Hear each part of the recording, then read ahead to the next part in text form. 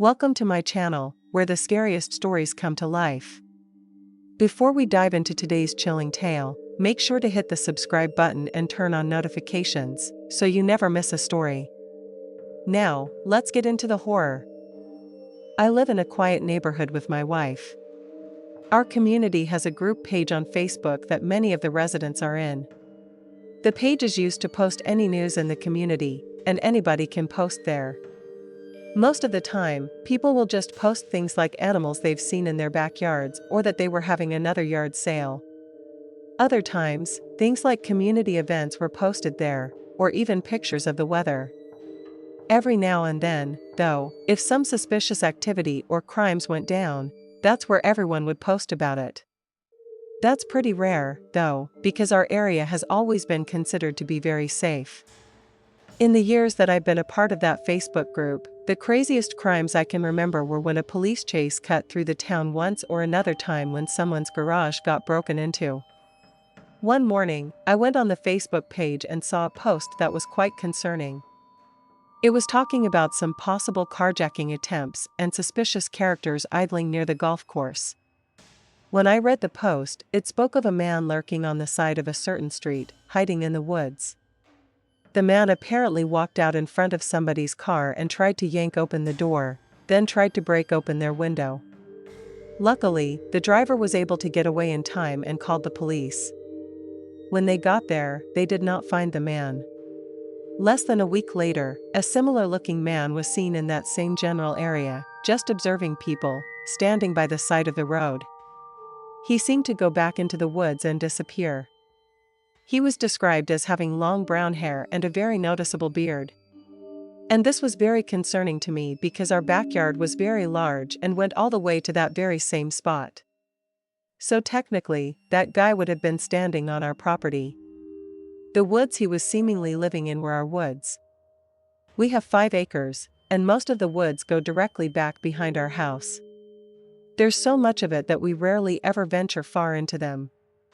I rarely go to that part of my property. When I heard about this, I decided maybe I should go out into the woods and have a look around.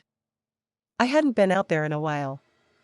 We have a small path through the first part of the woods, but I would say that 90% of it is all wildland. It's very difficult to navigate through. I went out into the woods, and it soon became pretty dense.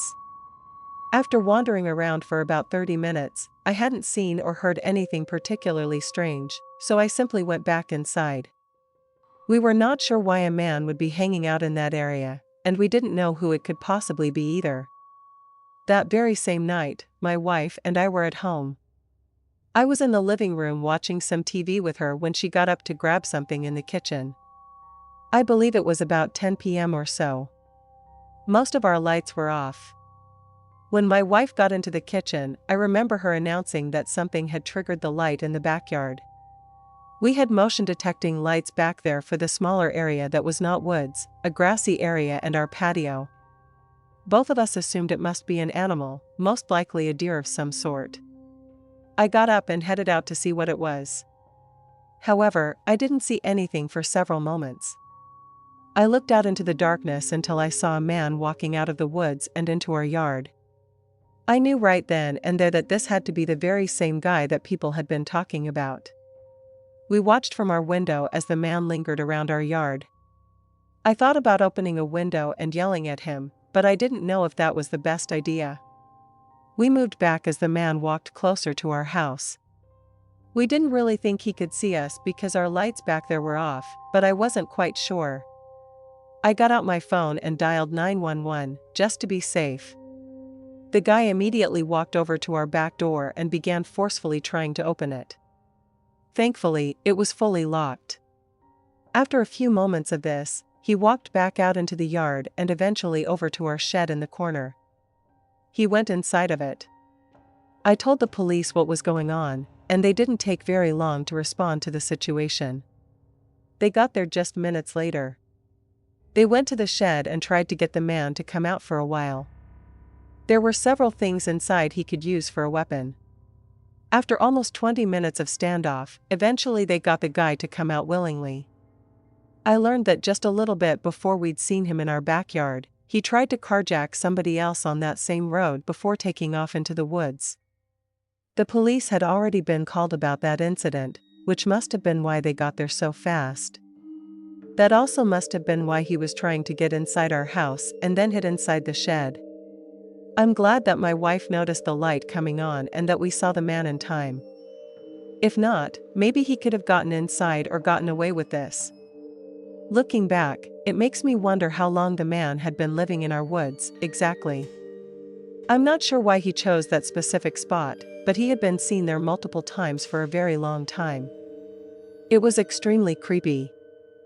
Years ago, I got this apartment in the city. It was a one-bedroom, one-bathroom place. I lived on the second floor, toward the end of the hallway. When I moved in, I never really saw any of the neighbors in the building. It was mostly very quiet. One day, after living there for about a month, I got a friend request on Facebook from a seemingly random person. I didn't recognize them and we didn't have any mutual friends whatsoever. Obviously, I declined the friend request.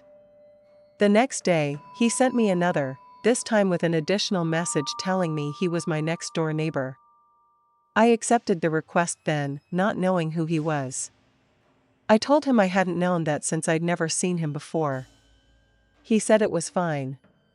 I remember being a little confused about how he found me, though, because I had literally never interacted with this guy at all. I didn't know how he would know my name or find me on Facebook. Still, I didn't give it that much thought. As the next few weeks went by, I never saw the guy in the hallways or anything, but he would occasionally message me on Facebook.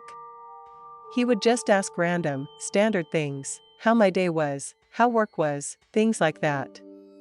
At first, I thought he was just a nice, friendly guy. Eventually, though, it started to seem a little weird. I think it was just because of how random the timing of his messages were, and how his replies always seemed a little off. He talked like he'd known me for a really long time. He would mention things that I had no idea how he could possibly know. For example, one time I went home to visit my parents for the weekend. Later, after I got back, he messaged me asking if I'd gone to see them. I didn't know how he could possibly know that. He told me he just guessed, but it creeped me out a bit. Then one night, things took a really crazy turn. It was late, probably around 11 p.m., and I was just about to go to bed. That's when I saw he'd sent me a message. It said something simple like, "What are you doing?" I was tired and didn't bother opening it. I just got ready for bed and laid down. As I was trying to fall asleep, my phone started vibrating. The notifications just kept pouring in. I got curious and looked at it. It was several more messages from him, things like "I know you're home and you need to answer me now." That really freaked me out. He'd always seemed a little strange, but he had never texted this urgently before. I replied, asking if he was okay and what was going on. He said he wanted to come over. I told him I was tired and going to sleep, and asked again if anything was wrong. He said no, he just wanted to hang out for a bit. I told him I was too busy and put my phone down. But he kept messaging me, over and over. Eventually, I just turned my notifications off, knowing he wasn't going to stop. I did my best to ignore it and tried to sleep. Not long after, I woke up to the sound of banging on my door. It was him, my neighbor. I checked Facebook again and saw that he'd sent me at least 20 more messages, demanding to be let in. Now, he was physically at my door, banging on it, even trying to force it open. I ran over and yelled from the other side that if he didn't leave, I was going to call the police. He didn't leave. He just kept demanding I let him in. So, I called 911. I told the dispatcher exactly what was going on. The man stayed at my door, still banging, still yelling. Obviously, I didn't let him in. When the police arrived, he was still there. I heard him arguing with them outside, and at one point, he even tried to fight them. They ended up arresting him.